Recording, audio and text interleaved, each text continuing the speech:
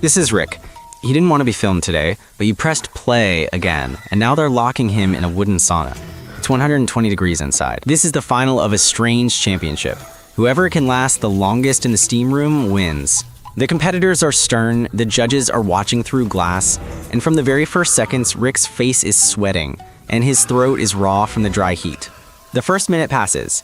Rick's body temperature rises above 38. Sweat flows, but it doesn't help. It evaporates immediately, without a chance to cool his skin. The air is dry as paper. It's hard to breathe. Every breath stings and burns. His pulse and breathing quicken, and Rick begins to get nervous. In the second minute, he flinches. A metal chain that is quickly heated up burns him. Metal transmits heat faster than skin, and a burn is inevitable. Rick pulls the chain tight, but there's a red mark on his hand. In the third minute, he decides to go lower. It's actually easier there. Hot air accumulates near the ceiling, and the lower you go, the colder it gets. At floor level, it's easier to breathe, and the heat is less noticeable. But the judge's voice comes over the loudspeaker, no more descending.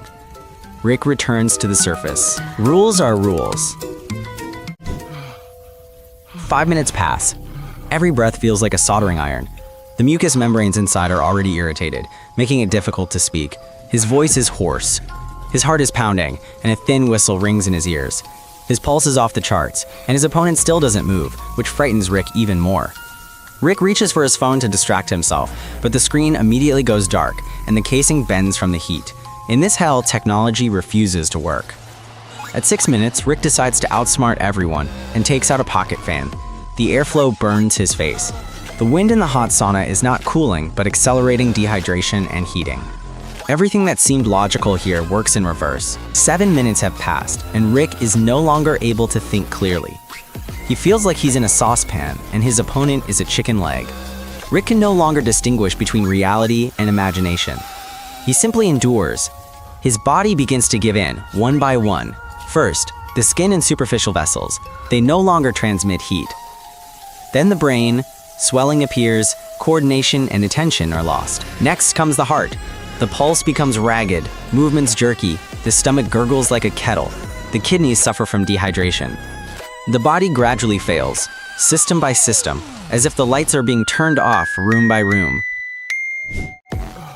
By the 8th minute, the sweat stops altogether. The skin becomes dry, the lips crack, and thirst takes on a rusty taste. This isn't adaptation, it's a failure of the cooling system. The body can no longer cope. Every movement is a struggle. Everything is reduced to the simple: inhale, exhale, and not burn. Rick reaches for the cream and slathers it on his face, thinking it will make things easier. But the greasy layer immediately catches the heat, bubbling and burning. In normal life, cream is a protection, but here it's like oil on a hot frying pan. The body cries out for help, but receives another layer of scorching heat. If the body temperature rises above 38, heat stress sets in. 40 degrees, and the body loses control. And at 42, death occurs if he doesn't cool down in time. Rick is running out of time. In the 9th minute, he loses his balance and falls off the shelf. While he's lying on the boards, his opponent falls alongside him. Both lie motionless, and the timer continues to tick. But this isn't a game anymore. The door suddenly opens and referees in thermal suits rush in. They grab Rick and drag him toward the exit. Steam billows from inside and pools of sweat run across the floor. No one is having fun at this ridiculous championship anymore. They lay Rick on the cold floor and try to revive him. The most important thing now is to cool his core, and do it faster before his organs suffer. Cold water pours onto his neck, chest, armpits, and forehead, where the most blood flows. Rick twitches, which means he'll live, and there have been worse cases. In Finland, at the sauna championship, one of the finalists died after 6 minutes at 110 degrees. He had severe burns to his respiratory tract and skin. His body temperature exceeded 42 degrees.